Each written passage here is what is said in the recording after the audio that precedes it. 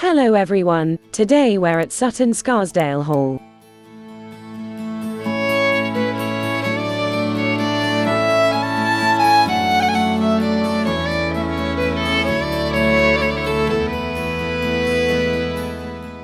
Sutton Scarsdale Hall was built in the Baroque style on the site of an existing house between 1724 and 1729 for the 4th Earl of Scarsdale.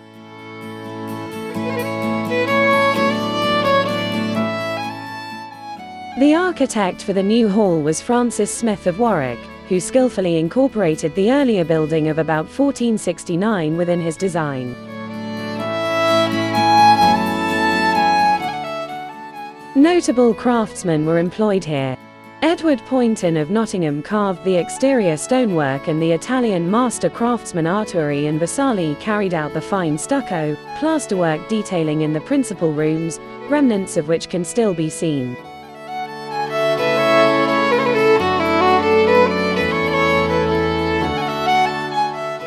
Grinling Gibbons is believed to have contributed some of the interior wood carvings. The cost of this splendid building left the Scarsdale heirs with depleted funds, and they were eventually forced to sell the hall in the 19th century. John Arkwright, a descendant of the industrialist Richard Arkwright, bought the hall, but in 1919 the family sold it to a company of asset strippers.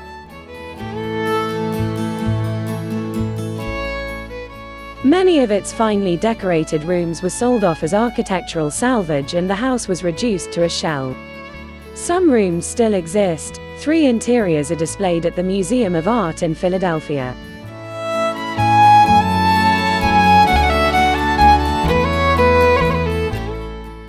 A pine-paneled room is at the Huntington Library, California. It was offered to the Huntington by a Hollywood film producer who had used it as a set for a film, Kitty, in 1934.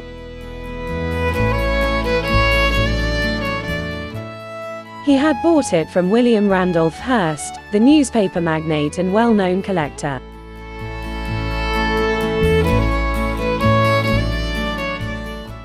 The ruins of the hall were saved from demolition by the writer Sir Osbert Sitwell, who bought it in 1946 after he had heard of the impending sale to dismantle the stonework.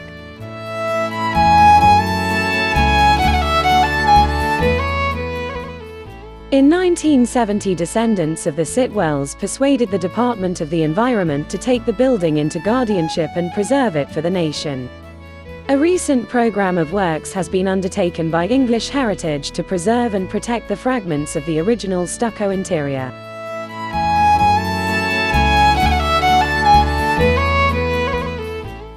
The ruins of Sutton Scarsdale Hall, with tantalizing remnants of a once majestic interior, offer the visitor an opportunity to view the skeleton of the building, impossible in more complete country houses.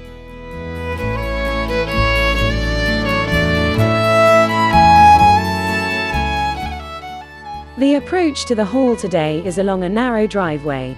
Its spectacular location on a hillside is immediately apparent.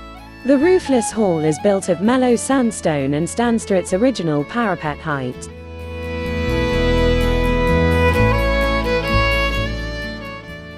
Some areas of stonework have been lost at this level, giving an almost castellated appearance from a distance.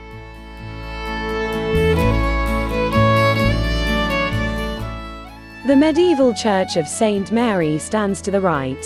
On entering the site, the visitor faces the rear, west elevation of the building. There are 2 projections denoting the U-shaped plan of the hall, that to the right housed the kitchen and service areas.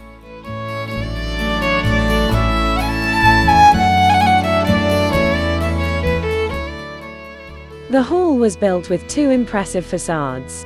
The eastern front is the grandest, with exuberant Baroque detail typified by attached giant Corinthian columns topped with a central pediment.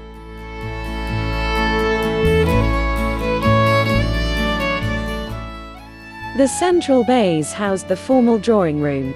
Elements of the 15th century structure, such as blocked window openings in earlier brickwork, can be seen in this room and in the one behind it.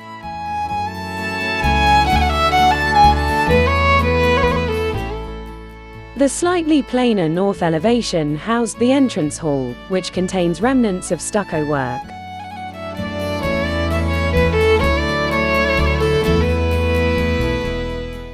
The remains of the paired Ionic pilasters with wreathed swags are clearly visible, as are the remains of the chimney pieces incorporating carved figures.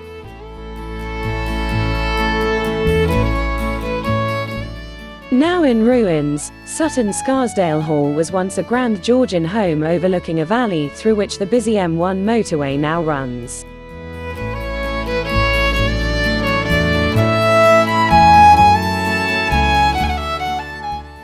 The Grade 1 listed stately home near Chesterfield was home to many families until falling into a state of disrepair.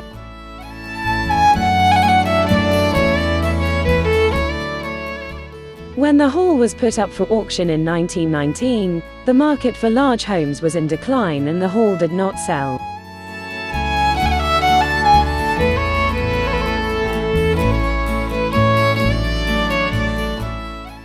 Instead, the hall was bought by a group of local businessmen who stripped its valuable fixtures and fittings, and even the roof.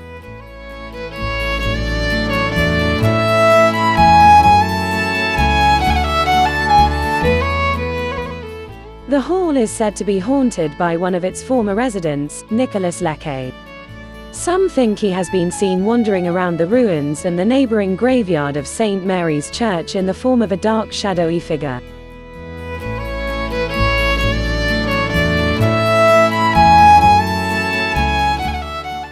Others have reported orange and white balls of light floating in the sky around the hall.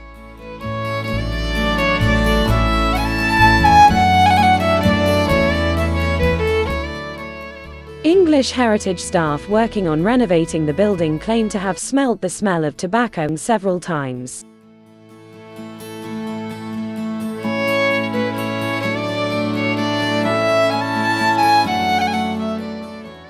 Perhaps the creepiest phenomenon to be reported at Sutton Scarsdale is the sighting of a floating dismembered arm which beckons people down into the cellar, but why anyone would accept that invitation is beyond us.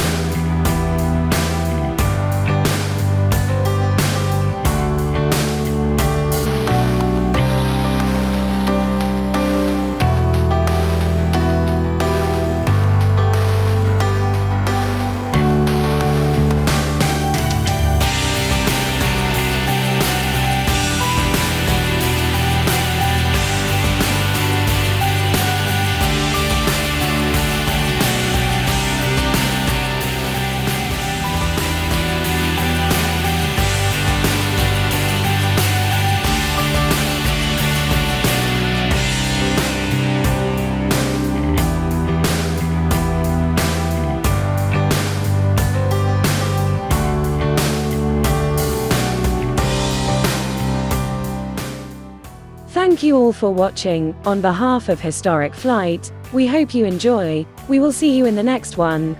Don't forget to comment, like and subscribe.